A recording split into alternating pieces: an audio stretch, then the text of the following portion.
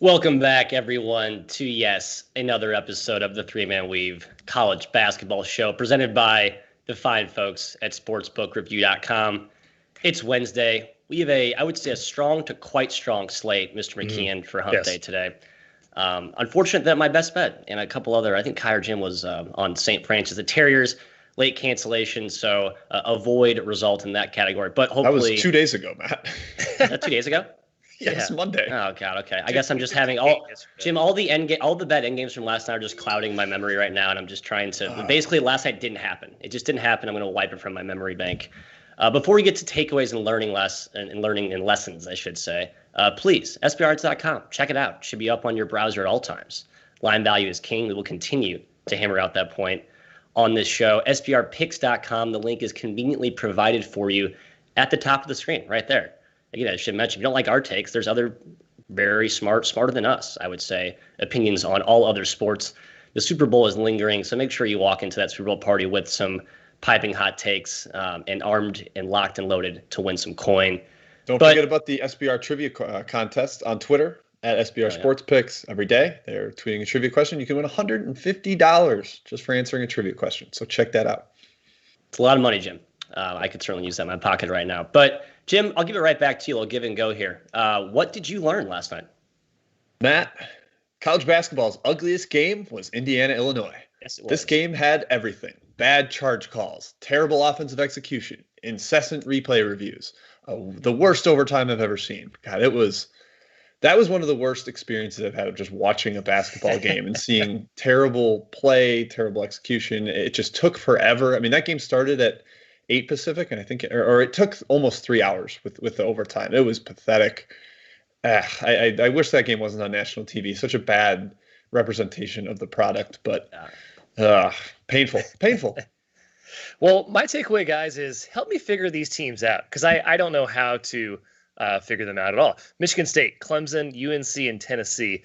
They're hot and they're cold. They're Katy Perry song. I don't understand any of these teams. I can't get the ratings right. I'm adjusting like crazy. I'm not adjusting like crazy. I don't know what to do. I think my solution is, and I didn't do this yesterday, so I'm following my advice, just staying away from these teams in general. Just not gonna touch them until I understand some consistency with their play, Matt. Yeah, I'm finding the no bet list to be a very handy tool of mine this year. There's just a lot of teams, a lot of games. You don't need to dig into these Jekyll and Hyde squads. When are you adding Toledo? Yeah. Hey, Toledo's pretty good. That's what we're learning right now, folks. Apparently, the sharp money is also learning the hard way, as that game was bet from 7.5 to 5.5. So it sounds like I'm not the only stubborn idiot fading Toledo. Lucky to miss that strike price. Anywho, Jim, I'm going to be a masochist today. On top of that horrid Indiana-Illinois experience last night, I'm going to pour gasoline on that fire, on my own fire, and talk about Purdue, my alumnus's arch nemesis. This team's good, folks. They blew that game last night outright, but they are 6-1 against the spread in their last 7 games. These freshmen are really, really good. Jaden Ivey, Brandon Newman. Once Matt Painter, screws that kind of mature, system screw in their head, they're going to be really strong. So this Purdue team right now has been really impressive despite going through some young growing pains. A lot of ceiling for improvement, and definitely a candidate that's going to continue to stay hot down the stretch in the Big Ten. Speaking of alumni, I so fittingly opened today's outline with both of your alumni. Jim, the flag is adorned in the back. Ky, dressed appropriately. Kentucky travels to Como, the West Como, of course. Apologies to those of you out there in Columbia, South Carolina. This game was originally set for yesterday, 1-day postponement. And I got to think it was because they wanted to have me moderate this as an unbiased, with no lean toward either side here. Kyle, I'll go to you first. Are you looking to ride the Tigers here after sort of a head-scratchingly disappointing effort against TCU in which they needed overtime to squeak out a win? Yeah, that TCU game was disappointing. How you allow 98 points to the Horned Frogs is beyond me. Pretty gross. But Kentucky, man, still not great. 5-10 overall, 4-4 in SEC play. The Cats are clearly not right as well. It's not a great matchup for either team, to be honest. It's going to be a gross game. UK's big. They can clog up the paint. Mizzou's the third best defensive team in the conference. The under seems like a pretty good play. It's going to be really sloppy. The only way I can see Kentucky consistently scoring is getting to the line. Mizzou fouls at the highest rate in the conference. So the under does look a little good to me. But as a Mizzou fan, it's just hard to reconcile Mizzou being a 5-point favorite, 4.5-point favorite against Kentucky of all teams. It's certainly a new experience for me. I actually have a play on the Cats though at +4.5, +5. And you know what? I'm gonna lock that in because I want the emotional hedge. It's a win-win situation. I either win on the show or my Tigers win in a big way. So Jim, I'm taking Kentucky. I think it's 5, could be 4.5, but Kentucky for me. Ky, you've got that middle just in case Mizzou wins by 3. You're going to be dancing in the streets out there. That's right. Exciting. Matt, quick correction. Columbia is called Como because it's in Missouri. Columbia Mo. So I know. Columbia, South Carolina is not Como in any way. Oh, sorry. What do you whatever, the real Columbia. That's what I meant to say. There you go. I lean towards Kentucky on the number as well here. It's a little high for me. They're playing a little better. Mizzou, not a proven blowout team's squad at this point. They've had some real close shaves at home. Ask Bradley, ask TCU. So, yeah, I lean towards Kentucky on the number. I'm not quite there on taking it. I'm going to trust my Tigers, which, man, that's famous last words there as a Mizzou alum. But I lean towards Kentucky, but no official show play for me. Ky, I respect you for pulling the trigger there. Yeah, I'm not going to do it. I think this will be my 4th straight game betting against Mizzou, and I just don't have any appetite to do that, especially against this Kentucky team who is just unreliable. I will mention, though, the last 3 games, they probably should have covered. They were up late against Georgia.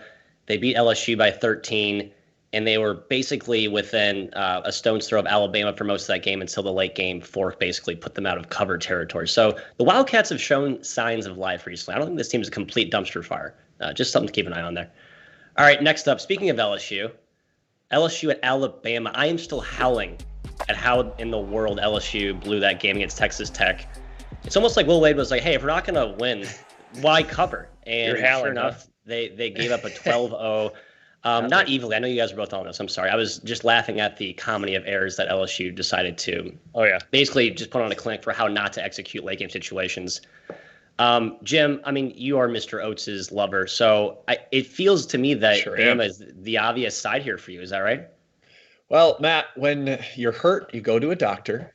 When your offense struggles, you play LSU. That's the prescription here. That is the antidote, correct. Obviously, Alabama struggled against Oklahoma on Saturday. The OU guards really kept the drivers out of the paint for the Tide, which kind of short circuits everything that Alabama wants to do with spread you out, drive, get into gaps, hit shooters.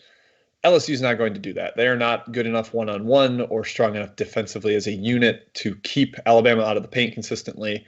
I think Alabama can score quite a bit here, and we know Nate Oates is relatively conscious of what the spread is or what the KenPom projection score is. Yeah. So I would lean towards Alabama here. I made this 9, so I can't probably bet it, but I think Alabama gets back on track here against a very porous defense with no Darius Days on the court for LSU. Right. Ky? Yeah, Darius Day is key, man. I mean, LSU shouldn't have blown that game regardless, but Darius Day is probably a reason why they did.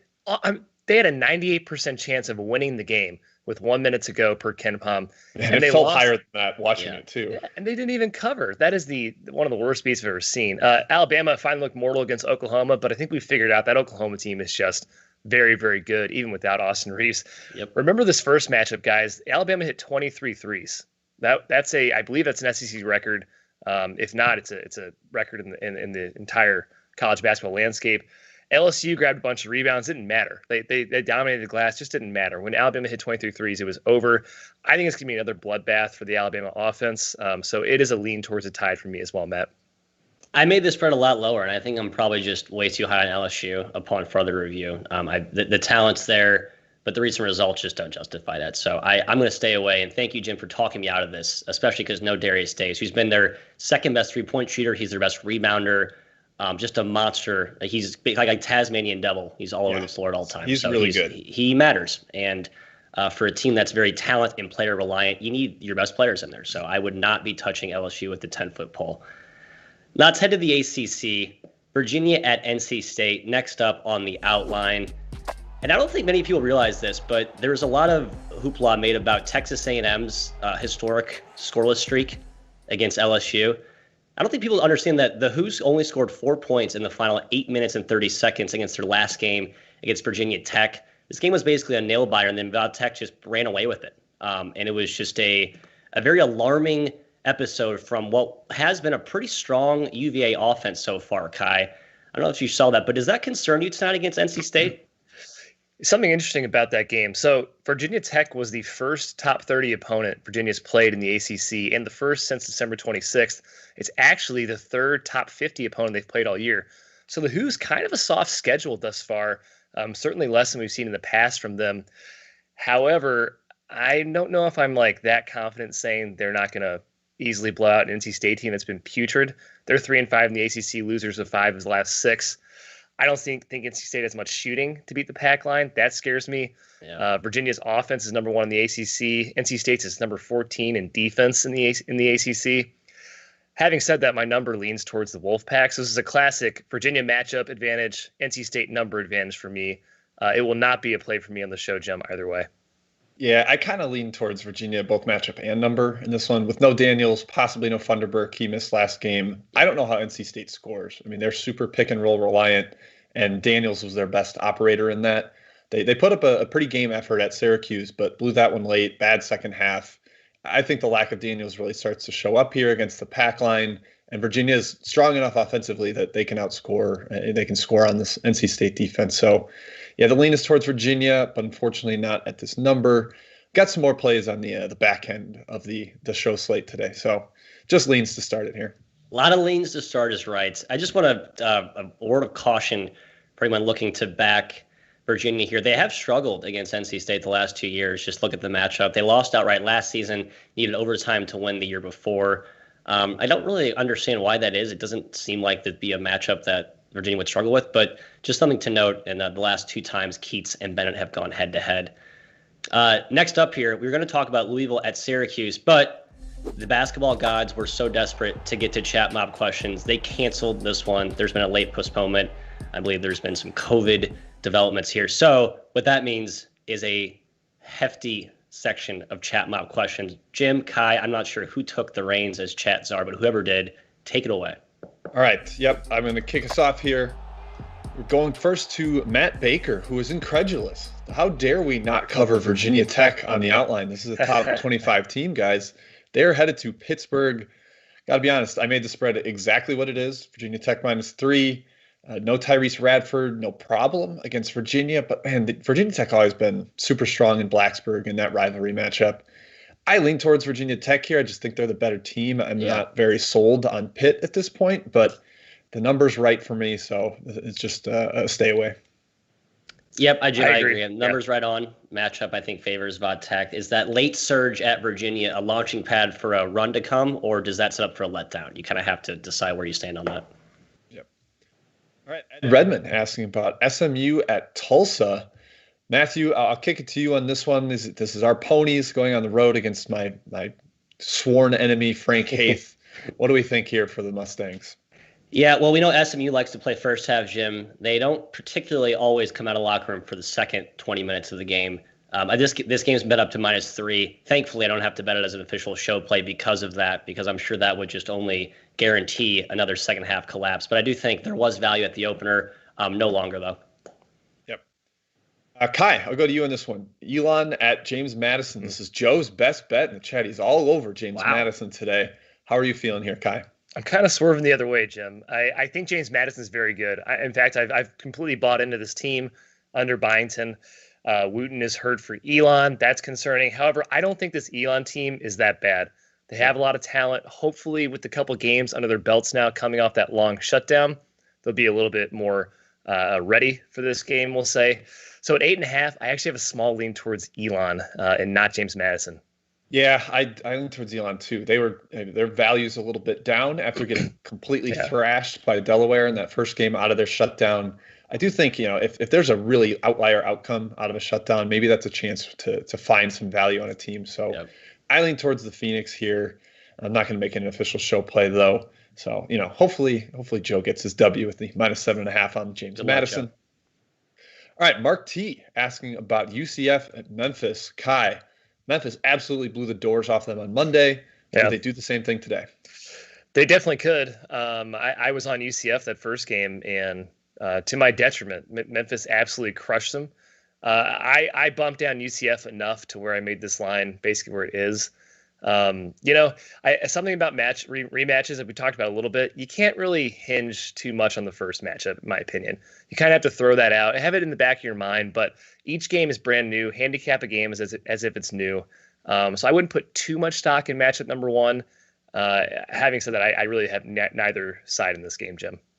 My number still leans UCF, unfortunately. Right. But I kind of like the under, Ky, just for the reasons you mentioned there. 175 points in that first one. I think UCF has no appetite to get caught up in an 84 possession game again. So I think you see the pendulum swing back toward an under. Yeah, don't run with Memphis. What are you doing? That's a terrible idea. All right, multiple questions on South Carolina at Florida. Matt, I'll go to you here. You have been a Frank Martin drum beater for seasons, years and years. Do you have anything here? I made this 6.5, so I should be taking the Gamecocks, or 6.5, depending on how much I value the Trey Hannibal situation, who sounds like he will play today after suffering injury in the last game. They've been without depth. The Gamecocks have. They've been reeling this season, but the Gators are chomping, and there's no reason to get in front of that headwind right now, so I will stay away. Yeah, probably stay away from me too. Number leans towards South Carolina, but Florida is playing really well. Mike White has them running. Tip of the cap to him. He's taking a smarter approach with that team this year. Yeah. Here's one I have a play on, so we'll give the people something. Teaser Tot off the extra board asking about Incarnate Word at Lamar. Matt, I'm riding Incarnate Word despite no Marcus Larson in the middle, and Lamar has gotten Davion Buster back from a brief absence.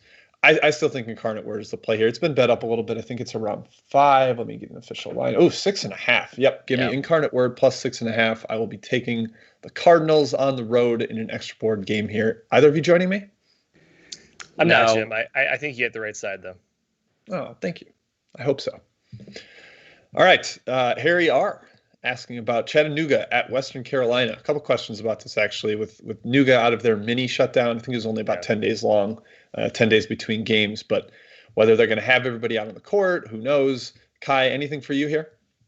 I like Chattanooga. Not enough to take on the show with the shutdown, but Western Carolina, as I said in the last show, they might be the worst team in this conference. They barely snuck by Citadel, and that game is probably a game Citadel should have won. Matt, they are literally last place in the conference. Like, I don't think the worst team.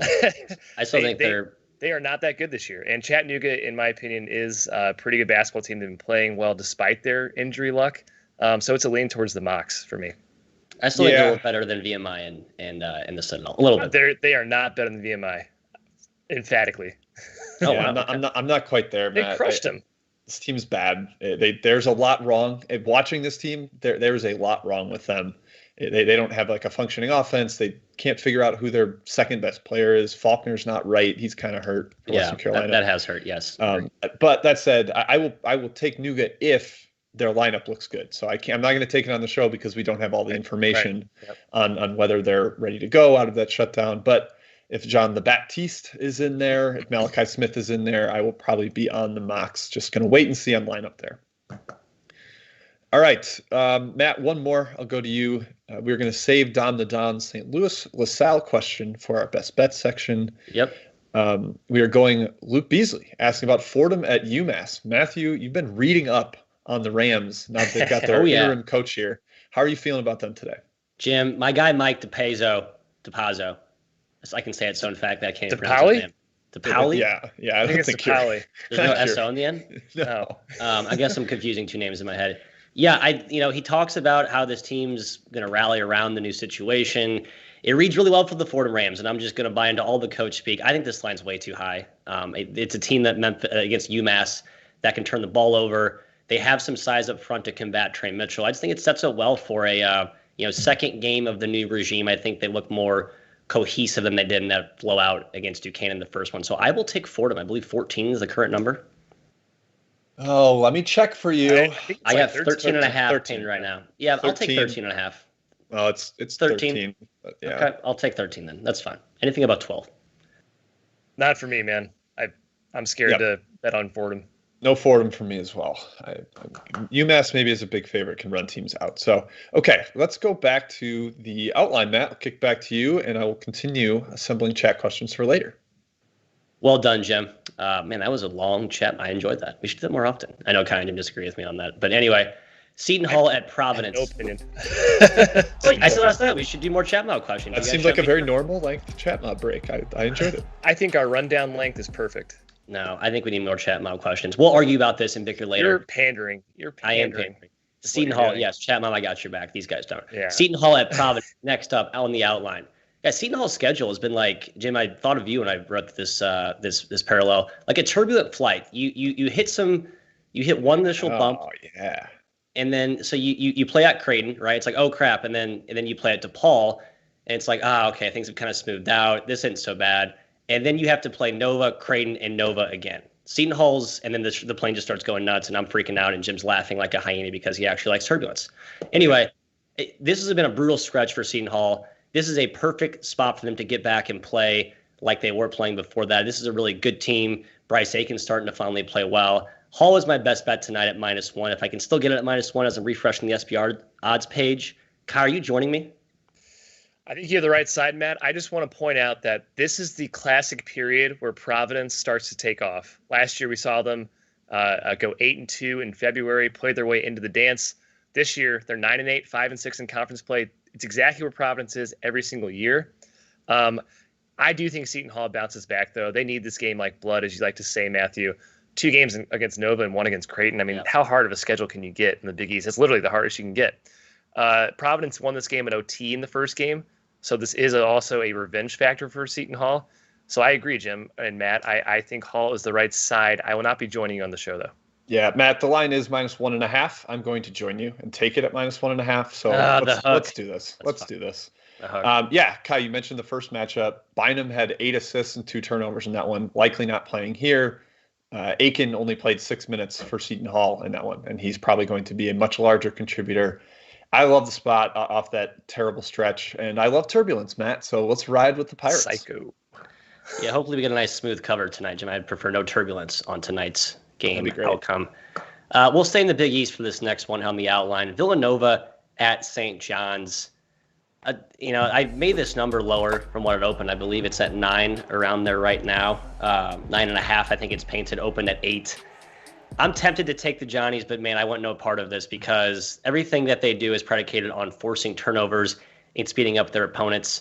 2 things that Villanova does not do, right? It's like you're waving a yarn string at a cat, and the cat's just like, I'm not interested in getting caught up in that. Villanova will play their game, they'll execute.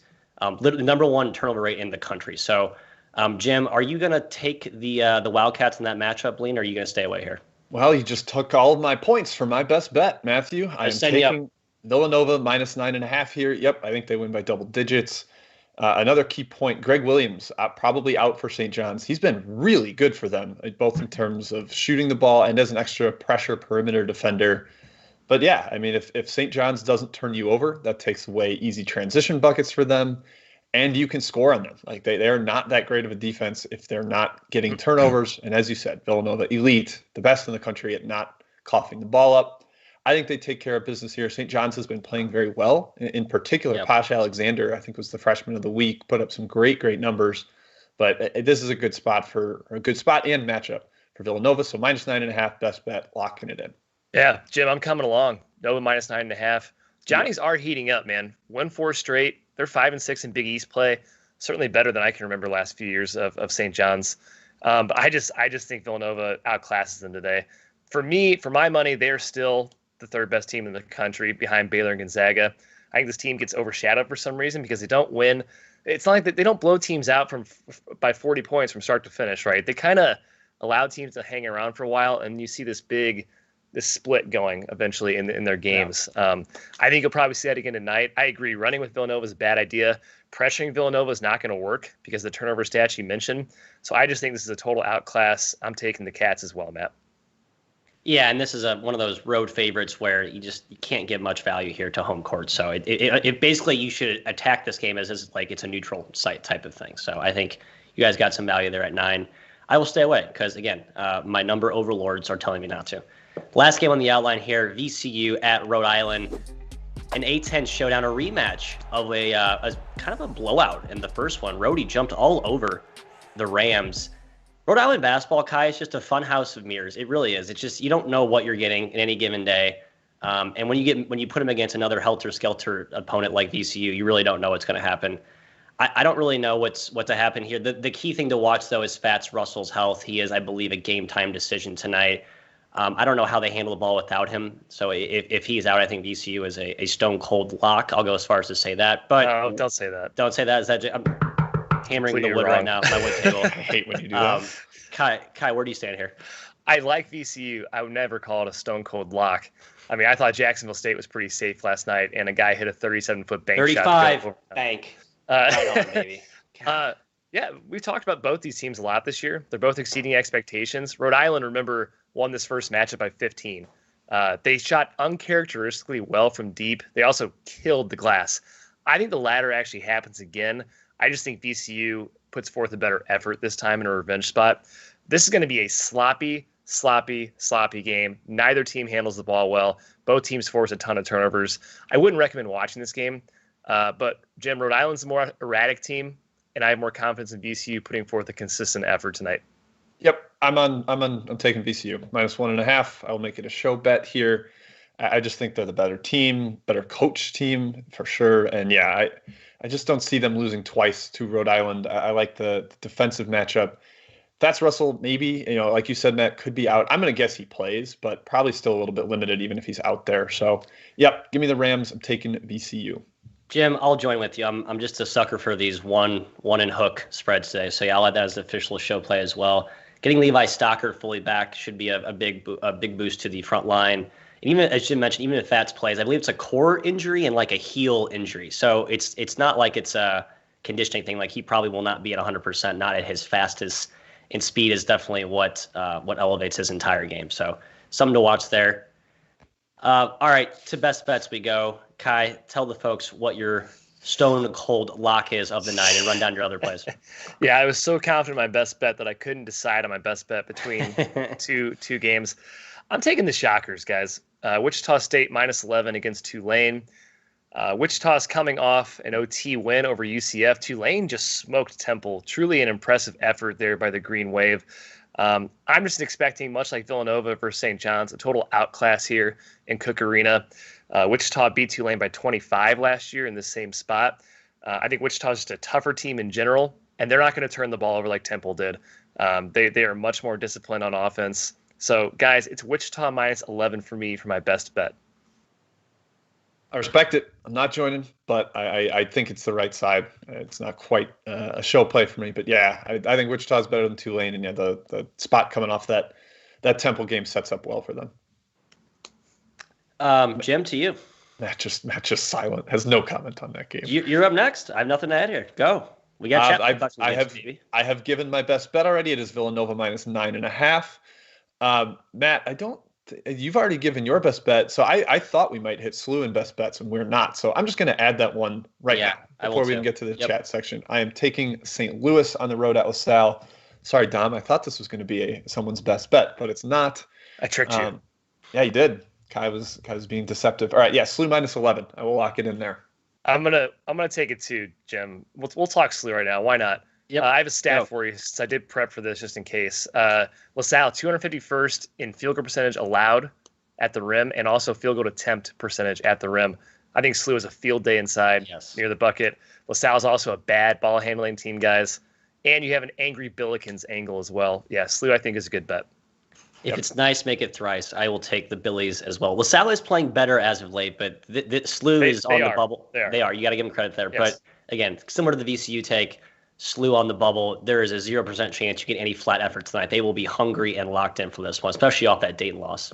5% chance, probably. All right, Matt, recap your best bet, and then we will head back to chat. Yeah, we got Seton Hall -1.5, one on the hook. Also took VCU, one on the hook. Fordham +13.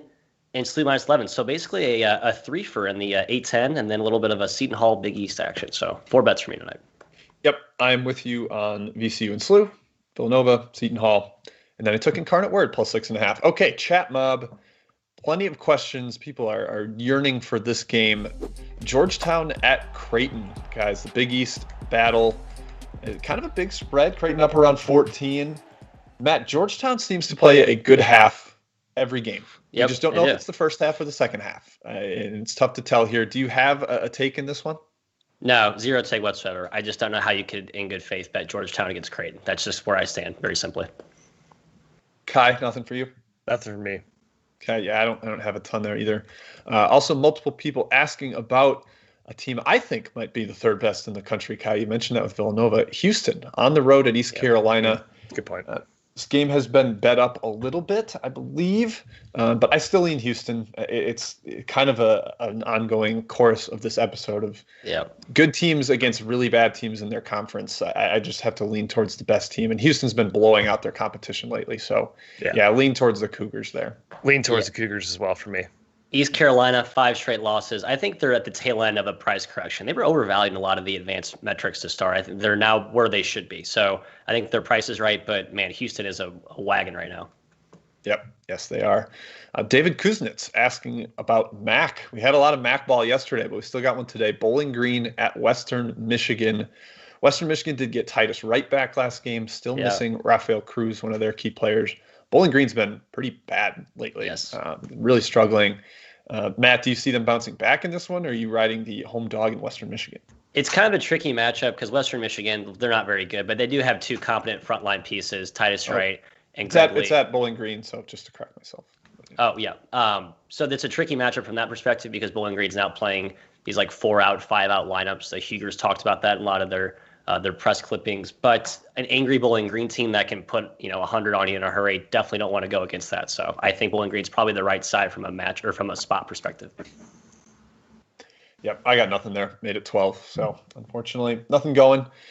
Let's see. Statics Clan asking about ETSU at Mercer. I'm going to take ETSU.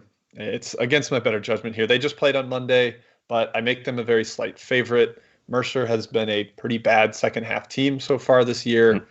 So I'm going to take East Tennessee State. I just think the talent's there and it's coming together under Jason Shea. They struggled late against Wofford, but I think they've got a solid chance today. So I will ride with the Buccaneers, ETSU. Let me get an official spread on that one.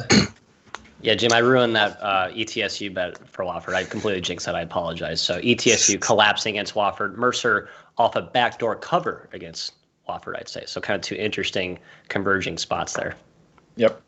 Let's see if we've got a couple questions coming in. John Castro asking about the Citadel at UNC Greensboro. That line's around 10.5. Greensboro's played much better in conference play lately.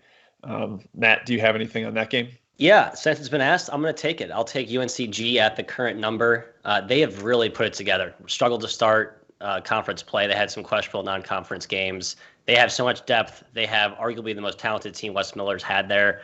It's all starting to come together, and I think this is a matchup where they can really assert their will against the helter-skelter up-and-down Citadel Bulldogs, who are slightly overvalued right now, I might add. Slightly. Yeah, I'm joining you. UNCG minus 10.5, kind of begrudgingly. Ky, this is a big slate we got going on, guys. We better say our prayers. Stay away is my ass. We're getting all plays today. I think Greensboro's the right side, guys, but I'm not taking it. All right. Let's see. What was the other? Oh, Ky, TCU hosting Oklahoma State. What do you got on that one? There ain't no way I'm taking it, but my number leans towards TCU. Covered against Kansas, covered against Mizzou, almost beat Mizzou outright. This team is not a dumpster fire. I am just nervous Oklahoma State has one of those games where the talent wins out and they smash them. So completely an example again of matchup versus number. So staying away. Yeah, I number leans TCU as well here, and I think Oklahoma State plays to their competition, but not strong enough to take it on the show. Got plenty of plays already. Do not bet short home dogs. Just don't. Learn the hard way last night with Stanford, Indiana. Just they have not held up all this year. Yeah, true, but just in general, that's a thing. That's a thing. It's not. It's a thing. All right, Matt. Absolutely. I think we've hit everything in the chat, so I will let you wrap it up. Thank you, Jim and Chat Mob. Always appreciate your questions. Love that we got to get a little extra input from you guys today. Whenever we can spotlight you, we will do so. Again, folks, SBRodds.com. Always be line shopping. Make sure you're getting the best value from whatever books you have access to in whatever state you live. Check out SBRpicks.com/NCAAB. Expert breakdown, picks, content. It's all there. And the link is provided so nicely by the team behind the scenes here at SBR. We will be back tomorrow, same time, as always. Good luck tonight.